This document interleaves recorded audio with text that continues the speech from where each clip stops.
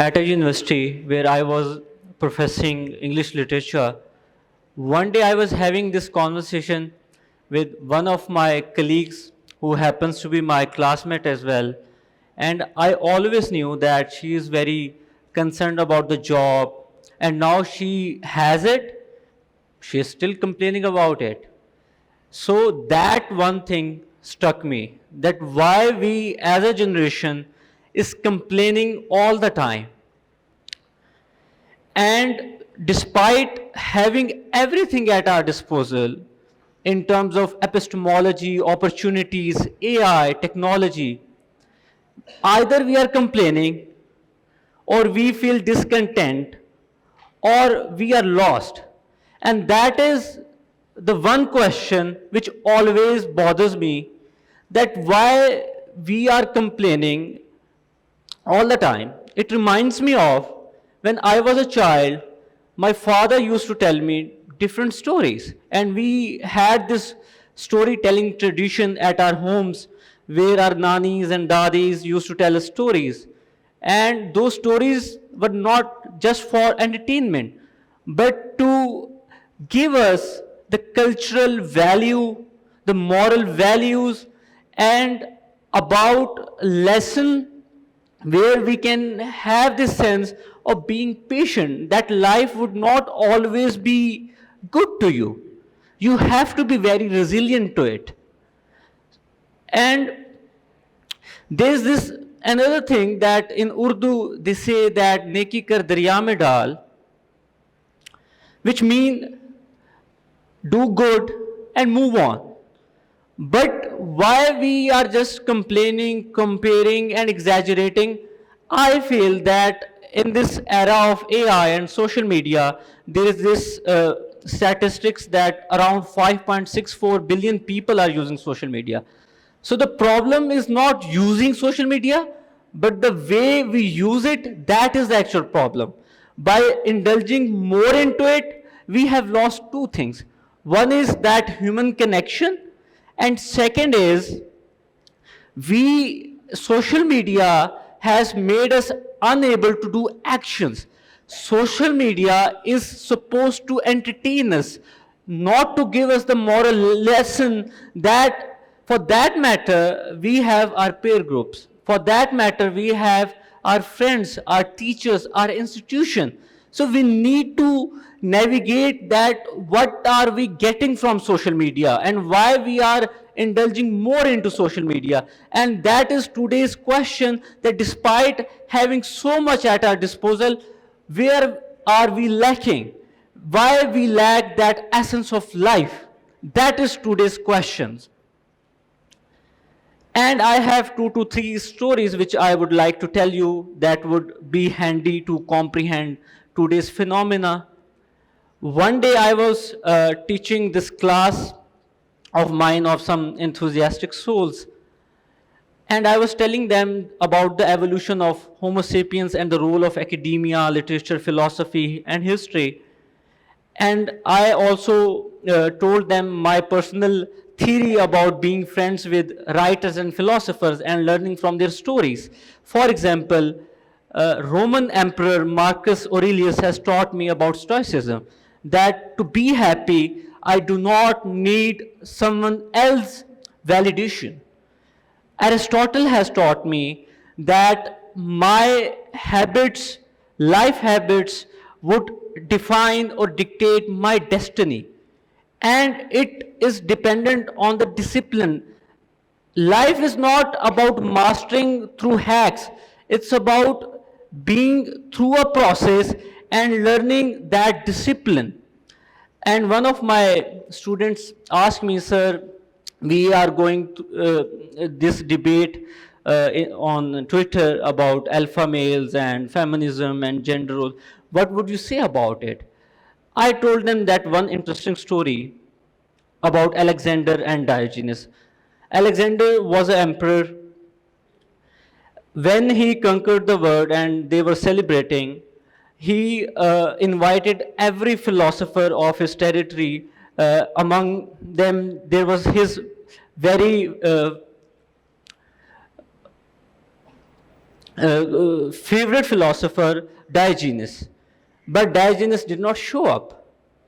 The next day, he went to him and he was lying on the floor and he was taking sun bath. And Alexander asked him that why you did not show up. He said, Alexander, set aside and you are blocking my sun. It shows that strength, being alpha, being dominant is not about being toxic. It is about being self-content, being away from that social pressure and social hegemony. That is the actual strength. See how stories could be fascinating. One day, my brother was asking me कि भाई आप हमेशा stories की बातें करते रहते हैं, films की बातें करते रहते हैं. Why do you care so much about films and stories? And I was writing a short story, and the very first line which I wrote is that this universe is not made up of atoms, it's made up of stories. And we are surrounded by stories. Why stories? Because stories helps us to sympathize with others. It allows us to understand what the other people are going through. It allows us to understand the reverence towards process. The process is very important. When you know that the other person is also very vulnerable like you would sympathize with him. Not just that you will lose that judgmental lens that social media has given us. And with that romance of stories and performance, I joined a theater group, and where I used to be very enamored by the stage environment and the collaborative process. One of my friends gave me this play by Jean-Paul Sartre, No Exit. And that book has given us this great line, hell is other people. Along with that, it has taught me that being on theater, being on stage means that you are all the time in interaction with human beings. You are connected with human beings. And by talking to each other, by having this conversation, by joking around, by gossiping, you would normalize the otherwise hard territories.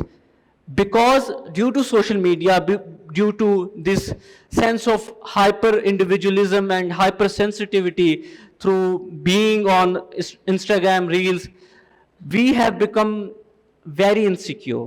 And that sense of insecurity has breeded us with this cynical mindset, and that is very problematic.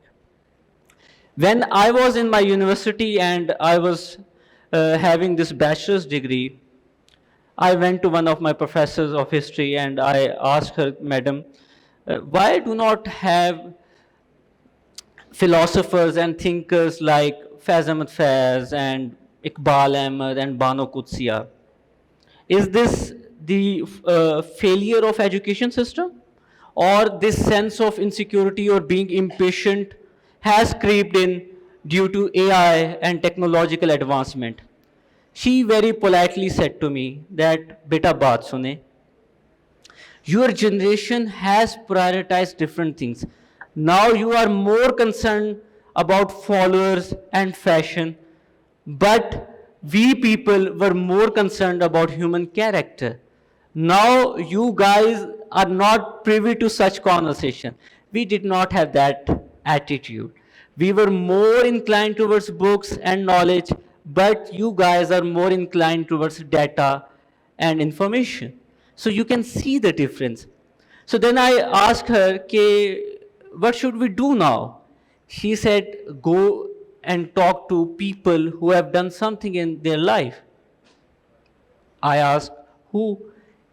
She said, go and talk to Dostoevsky. Dostoevsky is a Russian novelist. Go and read him. And Dostoevsky has taught me that suffering is the greatest teacher one can ever have. And go and talk to Buddha and Rumi, because they are the people who I consider the champion of the society, because they have taught us that being in action and doing things, not just being sentimental about it, is the actual mantra of life. And it's not like that I am against social media and Instagram. I love YouTube. I watch podcasts and I watch interviews, and I always see this one typical question in every interview, that if you get a chance, what would you ask or say to your teenage self? So if you ask me what I would say to my teenage self, I would say that delayed gratification is the mantra of happiness. Because everyone who is successful in their lives, whenever I met them, I have seen that common thing in each of them is the sense of being patient. They are very patient. They are not desperate about life. They see life as it is. They love the timeline they are going through. And they love the process, because they feel that if we sound desperate, we would act foolish. And I don't think so that any of us would like to be called foolish. In the end, I would like to share this personal anecdote of mine. One day I was going to one of my friend's place, and I was not going through best of my time, and I was quiet and equanimous. So the Uber driver must have noticed that, and he very gently said to me कि बेटा, ज़िंदगी में इंसान हमेशा एक फूल की तलाश में होता है, और वो उसके लिए इतनी मेहनत करता है कि अल्लाह ताला उसको वो दे भी देते हैं. कभी आप एक पॉज लें और सोचें, क्या पता अल्लाह ने उस फूल के बदले आपके लिए एक बाग मुख्तस किया हो, and you are missing that. So just wait for your turn. In the end, I just want to say in फैसा words, मेरी जान आज का गम न कर कि न जाने कातिबे वक्त ने किसी अपनी कल में भी भूल कर कहीं लिख रखी हों मुसरतें.